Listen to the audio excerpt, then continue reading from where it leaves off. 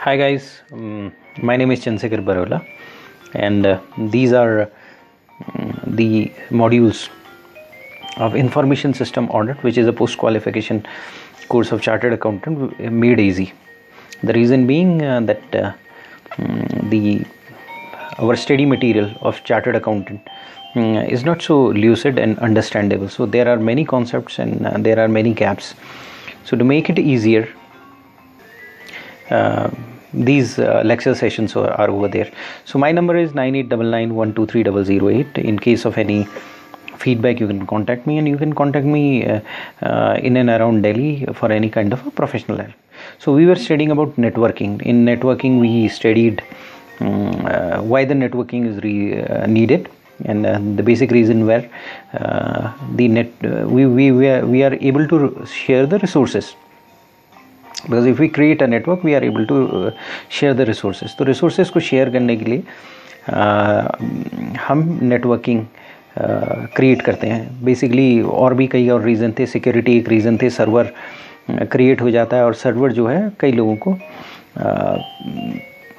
File और other resources share करने में हेल्प करता है, और वहीं से सिक्योरिटी हम क्रिएट कर सकते हैं, कंट्रोल बेटर कर सकते हैं. उसके अलावा और भी चीज़ें थी, जैसे कॉस्ट, क्योंकि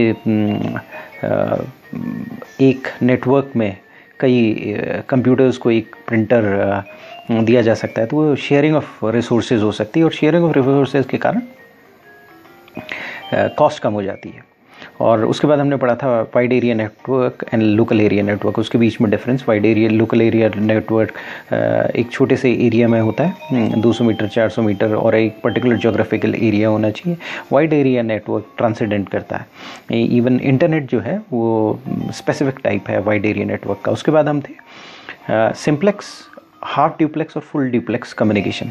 तो कम्युनिकेशन जो है 3 टाइप के होते हैं. एक होता है सिंप्लेक्स कम्युनिकेशन, एक हाफ ड्यूप्लेक्स और एक फुल ड्यूप्लेक्स कम्युनिकेशन.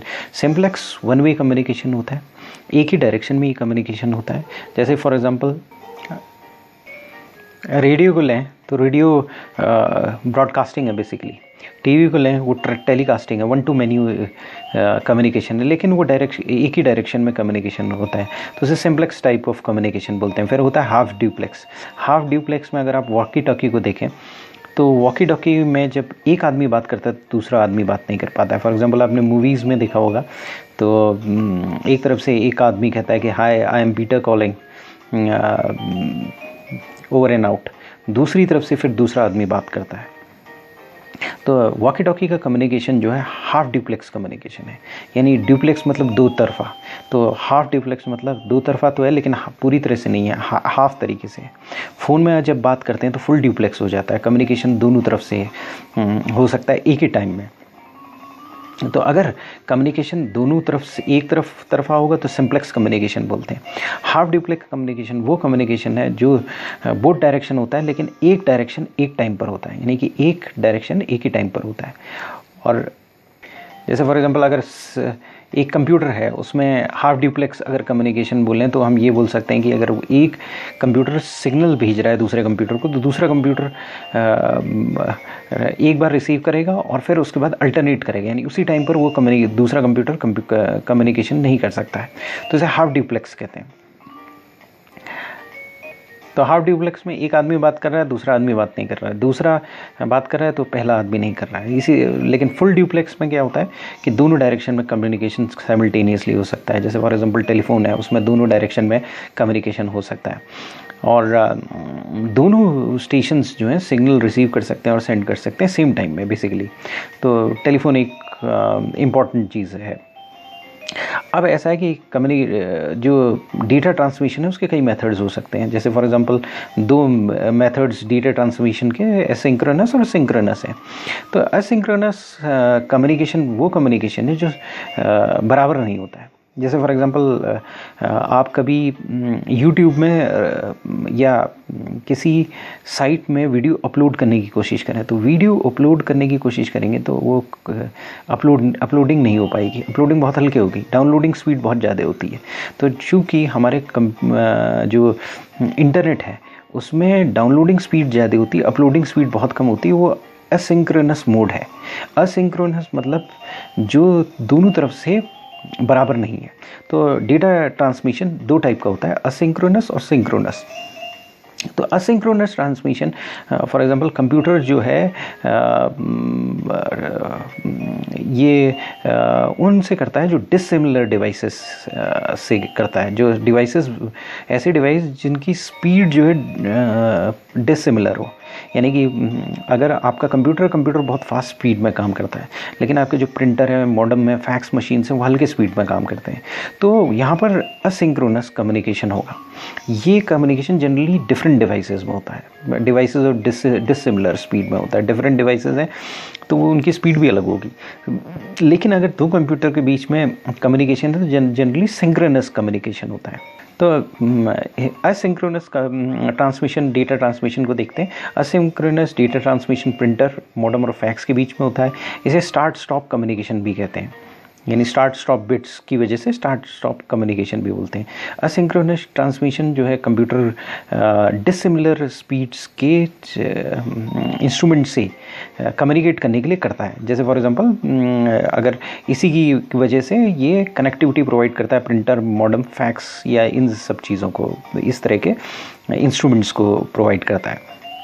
तो बेसिक कैरेक्टरिस्टिक्स क्या है असिंक्रोनस ट्रांसमिशन का? बेसिक कैरेक्टर ये है वो बराबर की स्पीड नहीं होगी। यानी कि जो दो कंप्यूटर्स, एक कंप्यूटर और एक प्रिंटर है, उसके बीच में अगर कम्युनिकेशन है तो क्या है, एक सेंडर है, एक रिसीवर है, और जो सेंडर और रिसीवर इंडिपेंडेंटली ट्रांसमिट करेंगे और उसमें जो क्लॉक स्पीड होगी वो डिफरेंट रहेगी। जैसे कंप्यूटर की क्लॉक स्पीड डिफरेंट होती है और आपके प्रिंटर की क्लॉक स्पीड डिफरेंट होती है। क्लॉक स्पीड अगर फास्ट होगी, क्लॉक स्पीड क्या होती है? क्लॉक स्पीड बेसिकली करियर्स हैं, किस स्पीड से वो करियर्स जाते हैं। तो कंप्यूटर अगर कोई चीज़ भेजेगा तो उसकी क्लॉक स्पीड जनरली फास्ट होती है। जो अगर आप प्रिंटर्स वगैरह को देखेंगे तो उनकी क्लॉक स्पीड हल्की होती है। तो सेंडर और रिसीवर की इंडिपेंडेंट ट्रांसमिट और रिसीव क्लॉक्स होते हैं। पहली चीज़, इनका इंटरफेस सिंपल होता है और इनएक्सपेंसिव होता है इसको इम्प्लीमेंट करना।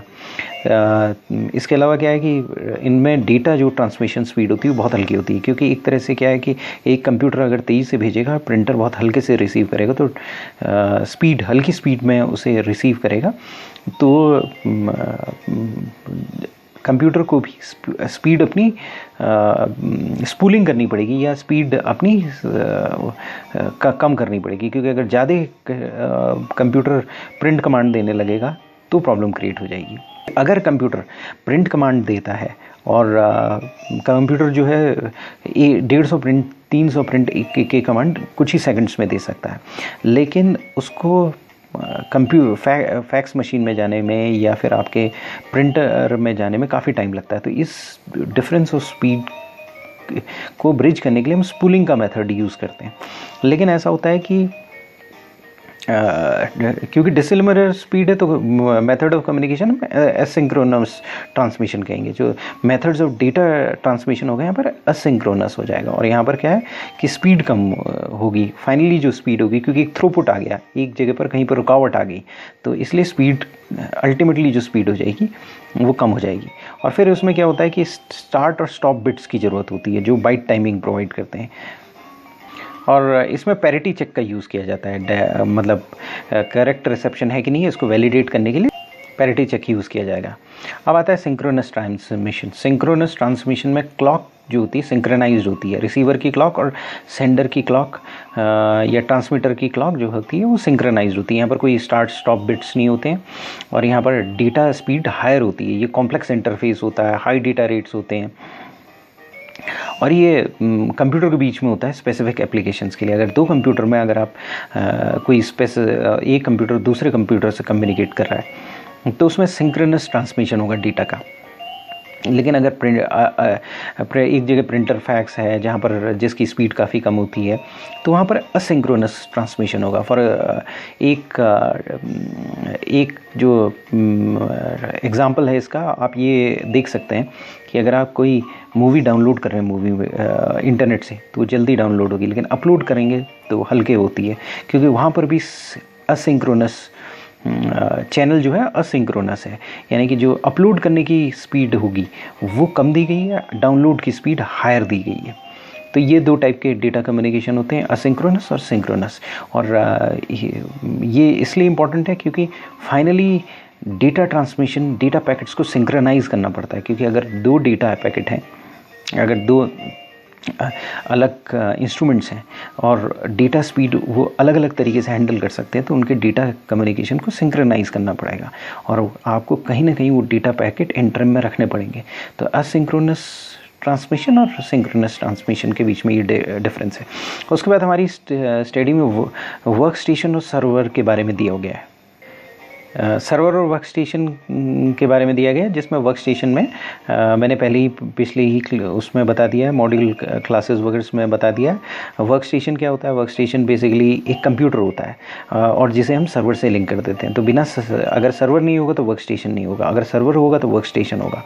एक एक्सेप्शन है इसका, अगर मान लिया सपोज किसी भी कंप्यूटर में रिस्क प्रोसेसर लगा जाए है, उसे भी वर्क स्टेशन कहते हैं। लेकिन बेसिकली नेटवर्किंग के केस में देखा जाए तो वर्क स्टेशन और सर्वर एक आपस में लिंक रहते हैं और वर्क स्टेशन और सर्वर एक दूसरे से कम्युनिकेट करते रहते हैं। तो वर्क स्टेशन क्या होता है कि कोई भी कंप्यूटर जो है नेटवर्क से कनेक्टेड है और किसी भी इंडिविजुअल के द्वारा यूज़ किया जा रहा है वर्क करने के लिए, यानी कि इंडिविजुअल व्यक्ति उसे यूज़ करना चाहिए। एक टाइम पर अगर दो आदमी यूज़ कर रहे हैं किसी कंप्यूटर को और फिर वो सर्वर से लिंक्ड है, तो वो वर्क स्टेशन नहीं कहलाया जाएगा। सपोज़ फॉर एग्जांपल एक कंप्यूटर है, उसमें दो डम टर्मिनल अगर हमने निकाल लिया और दो आदमी उस कंप्यूटर से कम्युनिकेट कर रहे हैं और वो फाइनली सर्वर से लिंक्ड है, तो उसे वर्क स्टेशन नहीं कहा जाएगा। वर्क स्टेशन में एक इंडिविजुअल काम करता है, ये बहुत इंपॉर्टेंट है।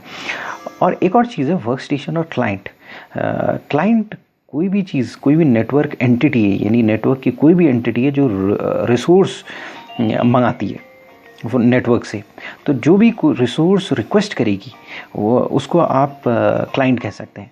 तो जैसे फॉर एग्जांपल आपका प्रिंटर है, प्रिंटर जो है वो रिसोर्स रिक्वेस्ट कर सकता है नेटवर्क से, लेकिन वो क्लाइंट कहलाएगा, वो वर्क स्टेशन नहीं कहलाएगा। तो सारे क्लाइंट वर्क स्टेशन होते हैं, लेकिन सारे वर्क स्टेशन क्लाइंट नहीं होते हैं, क्योंकि वर्क स्टेशन के लिए कंप्यूटर होना बहुत ज़रूरी होता है और क्लाइंट के लिए कोई भी चीज़ जो रिसोर्सेज रिक्वेस्ट करेगा वो क्लाइंट कहलाएगा। तो क्लाइंट और वर्क स्टेशन और सर्वर, ये तीन चीज़ होती है। और सर्वर क्या होता है? सर्वर जो होता है जो सर्व करता है, यानी कि सर्विसेज देता है, उसे सर्वर कहते हैं। सर्वर जो है एक पावरफुल कंप्यूटर होता है जो रिसोर्सेज प्रोवाइड करता है। तो यानी कि नाम जैसा है, जो कंप्यूटर हर कंप्यूटर को सर्व करेगा तो वो सर्वर कहलाता है। तो नेटवर्क सर्वर जो है पावरफुल कंप्यूटर होते हैं, उसमें पर्टिकुलर टाइप का सॉफ्टवेयर होता है जिसे नेटवर्क ऑपरेटिंग सिस्टम्स कहते हैं। तो ये जो है क्या कहते हैं, कंट्रोल और स्पीड मेंटेन करने के लिए होते हैं। उसके बाद इसमें क्या है, सिक्योरिटी मेंटेन करने के लिए नेटवर्क ऑपरेटिंग सिस्टम्स लगाए जाते हैं। तो दो टाइप के ऑपरेटिंग सिस्टम होते हैं, डेस्कटॉप ऑपरेटिंग सिस्टम और नेटवर्क ऑपरेटिंग सिस्टम होते हैं। तो आपके कंप्यूटर में विंडो 95, 97 जो होता है वो नॉर्मल ऑपरेटिंग सिस्टम यानी डेस्कटॉप का ऑपरेटिंग सिस्टम यूज़ किया जाता है। सर्वर में स्पेशल वर्जन आता है माइक्रोसॉफ्ट का, तो उसके लिए अलग ऑपरेटिंग सिस्टम्स होते हैं, तो उनकी कैपेबिलिटीज़ अलग होती है। और सर्वर का क्या होता है कि वो जनरली स्पेशलाइज्ड होते हैं सिंगल पर्पस के लिए। जैसे फॉर एग्जांपल फाइल सर्वर है तो वो फाइल स्टोर करेगा। दूसरी बात यह है कि आपका डेटाबेस में DBMS सर्वर है तो वो डेटाबेस को रखेगा। तो उनका अपना सर्वर, उनका अपना टाइप का स्पेशलाइजेशन होता है। तो यानी कि डिफरेंट टाइप ऑफ सर्वर जो होते हैं वो, जैसे फॉर एग्जांपल आप फाइल सर्वर है वो स्टोर और डिस्ट्रीब्यूट करेगा फाइल को। प्रिंट सर्वर है वो क्या करेगा, प्रिंटर को मैनेज करेगा, उसको कंट्रोल करेगा, उसके रिसोर्सेज को कंट्रोल करेगा। उसके बाद प्रॉक्सी सर्वर्स होते हैं वो दूसरे कंप्यूटर के बिहाफ में काम करते हैं। उसके बाद एप्लीकेशन सर्वर होते हैं वो एप्लीकेशन प्रोवाइड कराते हैं, नेटवर्क में एप्लीकेशन प्रोवाइड करते हैं और उन्हीं एप्लीकेशन को अपने उसमें स्टोर करते हैं। तो क्या होता है कि कोई भी अगर आपको काम करना है तो उस एप्लीकेशन का भी यूज़ कर सकते हो। उस एप्लीकेशन का एक पर्टिकुलर जो कोडिंग है वो आपके रैम में आ जाएगी और उसकी प्रोसेसिंग होगी और जितना उसका पोर्शन आपको यूज़ करना है वो यूज़ होगा, प्रोसेसिंग होगी और वापस एप्लीकेशन सर्वर एप्लीकेशन में चले जाएगा। तो आपको मल्टीपल एप्लीकेशन रखने की ज़रूरत नहीं पड़ती है। एक्चुअली अगर आपने कभी स्मार्टफोन्स में देखा हो तो उसमें अगर ज़्यादा ऐप डालेंगे तो वो स्मार्टफोन्स की स्पीड हल्की हो जाती है। तो यही बेनिफिट एप्लीकेशन सर्वर में होता है। एप्लीकेशन सर्वर जो होता है वो एप्लीकेशंस की स्टोरेज प्रोवाइड करता है। तो इसके बाद होता है वेब सर्वर। वेब सर्वर क्या करता है, वेब पेजेस होल्ड करता है। बहुत सारे वेब पेजेस वेब सर्वर में रहते हैं और हाइपर टेक्स्ट ट्रांसफ़र प्रोटोकॉल यानी HTTP का यूज़ करके वेब सर्वर जो है वेब पेजेस को उपलब्ध कराता है। इसी तरह से मेल सर्वर होता है। मेल सर्वर पोस्ट ऑफिस की तरह काम करता है, इलेक्ट्रॉनिक इक्विवेलेंट कह सकते हैं हम पोस्ट ऑफिस का। तो ये क्या करता है, ईमेल डिलीवर करता है। फिर होता है फैक्स सर्वर। फैक्स सर्वर क्या करता है, फैक्सेस रिसीव करता है और फैक्सेस सेंड करता है।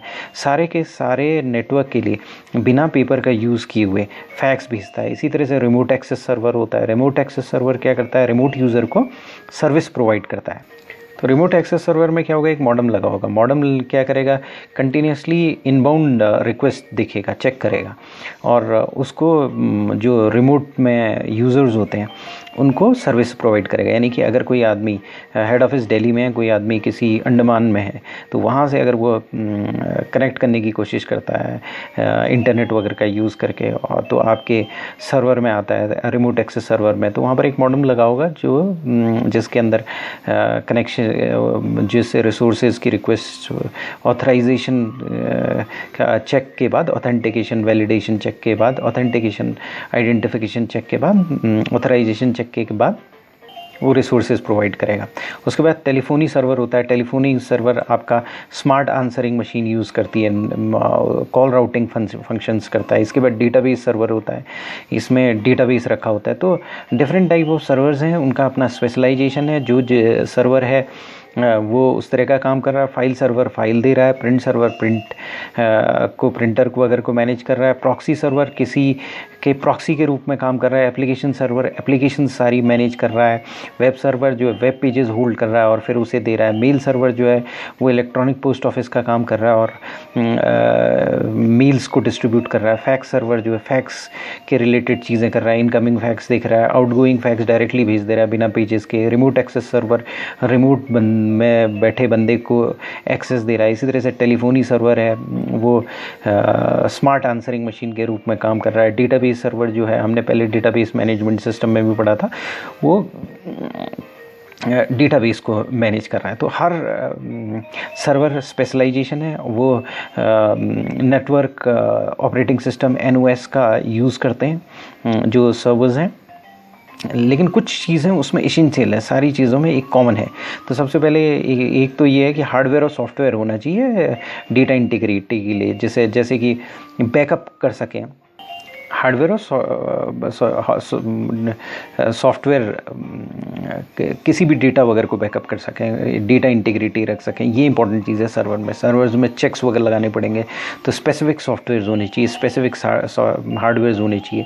दूसरी बात यह है कि उसके पास लार्ज नंबर ऑफ क्लाइंट को सर्विस करने की कैपेबिलिटी होनी चाहिए और फिज़िकली सिक्योर एरिया में होना चाहिए। तो फिज़िकली सिक्योर एरिया में होना चाहिए ताकि कोई आदमी उसे अनऑथराइज रूप से एक्सेस नहीं कर पाए। उसके पास लॉजिकल और फिज़िकल सिक्योरिटी दोनों होनी चाहिए। तो पहले फिज़िकल सिक्योर एरिया में होगा तो फिज़िकल सिक्योरिटी होगी, उसके बाद हार्डवेयर और सॉफ्टवेयर होंगे डेटा इंटेग्रिटी या के लिए, तो वो लॉजिकली सिक्योर भी रहेगा और लार्ज नंबर ऑफ क्लाइंट को सर्विस देना चाहिए, तभी उसका कॉस्ट इफेक्टिवनेस रहेगी। क्योंकि क्लाइंट सर्वर मॉडल इसीलिए बनाया जाता है क्योंकि जितने लार्ज अमाउंट ऑफ पीपल हो और कॉस्ट उस शेयर हो जाए, और इस वजह से बनाया जाता है। अब जो पर्पज़ है हमारा, जो अगला टॉपिक है वो है नेटवर्क्स इन वर्क प्लेस। तो बेसिकली हमारा नेटवर्क्स का क्या पर्पज़ है, उसका पर्पज़ होता है कि रिसोर्सेज शेयर करना और इन्फॉर्मेशन शेयर करना, और इसके लिए हमें एक पर्टिकुलर नेटवर्क क्रिएट करना पड़ेगा। नेटवर्क क्रिएट करने के लिए हमें एक तो नेटवर्क ऑपरेटिंग सिस्टम चाहिए होगा, और दूसरी बात उस नेटवर्क का एक पर्टिकुलर आर्किटेक्चर होगा। तो अब कौन सा आर्किटेक्चर चूज़ करें ये इंपॉर्टेंट है। तो आर्किटेक्चर कितने टाइप के होते हैं, ये पहली चीज़ है। तो आर्किटेक्चर जो होते हैं वो पीयर टू पीयर हो सकता है, क्लाइंट सर्वर हो सकता है। पीयर टू पीयर में क्या होता है कि सेंट्रलाइज्ड अथॉरिटी नहीं होती है। तो सारे के सारे कंप्यूटर अगर पीयर टू पीयर में देखा जाए तो इक्वल होते हैं, तो यानी कि पीयर्स होते हैं, यानी फ्रेंड्स होते हैं, उनकी अथॉरिटी सेम होती है। अगर एक कंप्यूटर को दूसरे कंप्यूटर के साथ कम्युनिकेट करना है या रिसोर्स चाहिए, एक्सेस करना है रिसोर्स को, तो सिक्योरिटी चेक जो होगा वो उस कंप्यूटर में होगा जो रिसोर्स होल्ड आउट कर रहा है। तो हर कंप्यूटर के लिए, हर कंप्यूटर, अगर मान लिया सपोज 4 कंप्यूटर हैं, कोई कॉमन पासवर्ड हो ये ज़रूरी नहीं है। हर कंप्यूटर अगर किसी कंप्यूटर को एक्सेस करेगा तो एक पर्टिकुलर पासवर्ड हो सकता है उसका। यही पीयर टू पीयर के साथ प्रॉब्लम है। लेकिन पीयर टू पीयर में एक बेनिफिट भी है, एक डेमोक्रेसी भी है। जैसे फॉर एग्जांपल आज की डेट में बिट टॉरेंट है। बिट टॉरेंट में क्या होता है कि आप मूवीज़ जो हैं वो आपस में शेयर कर सकते हैं। तो वो पीयर टू पीयर कम्युनिकेशन का पावर है कि अगर मान लीजिए सपोज मेरे पास मेरे कंप्यूटर में अगर एक मूवी है और मैं उसे शेयर करना चाहता हूँ, तो मैं सर्वर की तरह काम कर सकता हूँ, पीयर की तरह काम कर सकता हूँ, और दूसरा आदमी क्लाइंट की तरह काम कर सकता है। तो मेरे से वो रिसोर्स का एक्सेस कर सकता है। तो ये पीयर टू पीयर जो है इस रूप में फ़ायदेमंद होता है। तो समराइज़ करें पीयर टू पीयर को, पीयर टू पीयर नेटवर्क में कोई सेंट्रलाइज्ड कंप्यूटर नहीं होगा, कोई सेंट्रलाइज्ड अथॉरिटी नहीं होगी, सारे कंप्यूटर्स इक्वल होंगे, पीयर की तरह काम कर रहे होंगे। अगर कंप्यूटर रिसोर्स एक्सेस करना चाहता है तो सिक्योरिटी एक्सेस उस कंप्यूटर का रिस्पॉन्सिबिलिटी होगी जिसके पास रिसोर्स है, तो वो ऑथेंटिकेट करके ही रिसोर्स देगा। तो हर कंप्यूटर क्लाइंट की तरह काम भी करेगा और दूसरा कंप्यूटर जो रिसोर्स प्रोवाइड कर रहा है वो सर्वर की तरह काम करेगा। तो ये अरेंजमेंट कई एरिया में डेमोक्रेटाइजिंग अरेंजमेंट है। लेकिन क्या होता है कि इसमें कुछ कंडीशंस होनी चाहिए कि ऐसा है कि जो भी कंप्यूटर जिसमें भी रिसोर्सेज रखे गए हैं वो लोकल बैकअप की तरह काम करना चाहिए। दूसरा क्या है, सिक्योरिटी कंसिडरेशन कम से कम होनी चाहिए, क्योंकि पीयर टू पीयर है तो हर कंप्यूटर को अपनी सिक्योरिटी मेंटेन करनी पड़ेगी। तो कोई भी उसकी सिक्योरिटी को तोड़ सकता है ईजिली, क्योंकि सिंगल कंप्यूटर में सिक्योरिटी रखना, सिक्योरिटी स्टैंडर्ड्स फॉलो करना थोड़ा डिफिकल्ट हो जाता है। और लिमिटेड नंबर ऑफ कंप्यूटर इसमें इन्वॉल्व हो सकते हैं, क्योंकि ज़्यादा कंप्यूटर होंगे तो प्रॉब्लम क्रिएट हो जाएगी, कॉस्ट बढ़ जाएगी, कॉस्ट एक मेजर कंसिडरेशन आ जाएगा। तो फॉर एग्जांपल जो नेटवर्क हैं जैसे विंडो 95 या 98 में काम कर रहे हैं और उसको नेटवर्क ऑपरेटिंग सिस्टम की तरह यूज़ कर रहे हैं, या कोई एक वर्क ग्रुप के नेटवर्क वर्क ग्रुप की तरह काम कर रहे हैं, तो उन्हें हम पीयर टू पीयर नेटवर्क्स कहा जा सकता है। यानी कि अगर कुछ वर्क ग्रुप हैं और आपस में कनेक्टेड हैं तो उन्हें भी पीयर टू पीयर कहा जा सकता है। तो पीयर टू पीयर में जो मेनली प्रॉब्लम्स आती हैं वो केवल यही आती है कि डाटा को बैकअप करना थोड़ा प्रॉब्लम हो जाता है, और फिर ये रिमेंबर करना मुश्किल हो जाता है कि कहाँ फाइल स्टोर की, कौन से कंप्यूटर में किए गए। और दूसरा सिक्योरिटी सेंट्रलाइज नहीं होती है, तो इसलिए सिक्योरिटी एक प्रॉब्लम होती है पीयर टू पीयर में, क्योंकि आपको सेपरेटली पासवर्ड्स मेंटेन करने पड़ेंगे हर मशीन में, और पासवर्ड डिफरेंट हो सकते हैं। सेम यूज़र के भी डिफरेंट, अगर वो मशीन को एक्सेस करेगा तो डिफरेंट पासवर्ड्स हो सकते हैं, क्योंकि पासवर्ड मशीन स्पेसिफिक पासवर्ड हैं कि कौन सी मशीन क्या पासवर्ड इशू कर रही है। तो हो सकता है अगर एक कंप्यूटर 10 कंप्यूटर्स हैं और मशीन एक है, तो सेम यूज़र डिफरेंट अगर रिसोर्सेज डिफरेंट मशीन से ले रहा है, 10 मशीन से अलग अलग बाकी 9 मशीन से ले रहा है, तो 9 के डिफरेंट पासवर्ड्स हो सकते हैं। तो ये इसमें प्रॉब्लम आती है। लेकिन ये एक बहुत डेमोक्रेटाइजिंग इफेक्ट है। इसमें क्या होता है कि बराबर की अथॉरिटी होती है, सिक्योरिटी कंसर्न कम है, तो ये इजी हो जाता है। और बिट टोरेंट इसका एक एग्जांपल है, जिसमें आप मूवी जो है कहीं पर भी मूवी रिलीज़ हुई तो वर्ल्ड वाइड कहीं पर भी आप शेयर कर सकते हैं। तो ये पायरेसी, नो डाउट ये पायरेसी के लिए भी यूज़ हो जाता है ये बिट टोरेंट में, जो कि एक नॉन एथिकल प्रैक्टिस मान सकते हैं। लेकिन पीयर टू पीयर के अपने एडवांटेज हैं। लेकिन जो पावरफुल सिस्टम है जिसका आप यूज़ करना चाहेंगे वो क्लाइंट सर्वर नेटवर्क है। तो क्लाइंट सर्वर नेटवर्क में एक नेटवर्क ऑपरेटिंग सिस्टम यूज़ किया जाता है, और ये नेटवर्क ऑपरेटिंग सिस्टम को काहे के लिए होता है, वो इसलिए होता है कि ये एंटायर नेटवर्क को एक सेंट्रलाइज्ड लोकेशन से मैनेज करे, और इस सेंट्रलाइज्ड लोकेशन को सर्वर कहते हैं। और सर्वर, अभी थोड़ी देर पहले मैंने बताया था कि सर्वर स्पेशलाइज्ड होगा और सर्वर जो होगा वो सर्व करेगा। तो क्लाइंट सर्वर से रिक्वेस्ट करेगा, क्लाइंट कोई भी हो सकता है, वर्क स्टेशन हो सकता है, या प्रिंटर, फैक्सेस या दूसरी चीज़ें भी क्लाइंट्स हो सकती हैं, और सर्वर रिस्पॉन्ड करेगा इसके रिसोर्स भेज के। पहले वो चेक करेगा ऑथराइजेशन है कि नहीं है, और उसके बाद भेजेगा। इसमें क्या है, आपके पास हर एक आदमी को एक सिंगल पासवर्ड रख सकता है, मल्टीपल सर्वर्स भी हो तो सिंगल पासवर्ड रख सकता है वो। कोई भी क्लाइंट। तो क्लाइंट सर्वर के एडवांटेजेस हैं कॉस्ट के टर्म्स में, पहला कॉस्ट के टर्म्स में, दूसरा ऑर्गेनाइज रहता है, तीसरा सिक्योरिटी ज़्यादा रहती है। तो फाइल और रिसोर्सेज को ईजी होता है इसमें फाइंड आउट करने के लिए, क्योंकि स्पेशलाइजेशन है तो एक ही जगह पर आपको ढूंढना है। दूसरा बात क्या है कि क्लाइंट सर्वर के पास बेटर सिक्योरिटी रहती है, यूज़र नेम पासवर्ड सर्वर में ही स्टोर किए जा सकते हैं। और दूसरा क्या होता है कि बेटर परफॉर्मेंस और स्केलेबिलिटी होती है।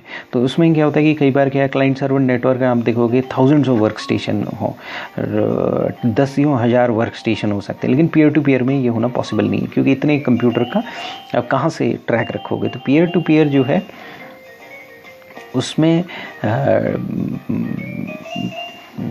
ये कॉस्ट कंसिडरेशन अगर कम है तो पीयर टू पीयर रखो, सिक्योरिटी कंसिडरेशन कम है तो पीयर टू पीयर रखा जा सकता है, इंडिपेंडेंस चाहिए तो पीयर टू पीयर रखा जा सकता है, डेमोक्रेटिक चाहिए तो पीयर टू पीयर रखा जा सकता है। लेकिन हायरार्की अगर चाहिए, कॉस्ट इफेक्टिवनेस लानी है, सिक्योरिटी लानी है, कोई एक पर्टिकुलर पर्पज़ के लिए काम करना है, तो क्लाइंट सर्वर नेटवर्क होगा। और क्लाइंट सर्वर नेटवर्क बहुत पावरफुल होता है।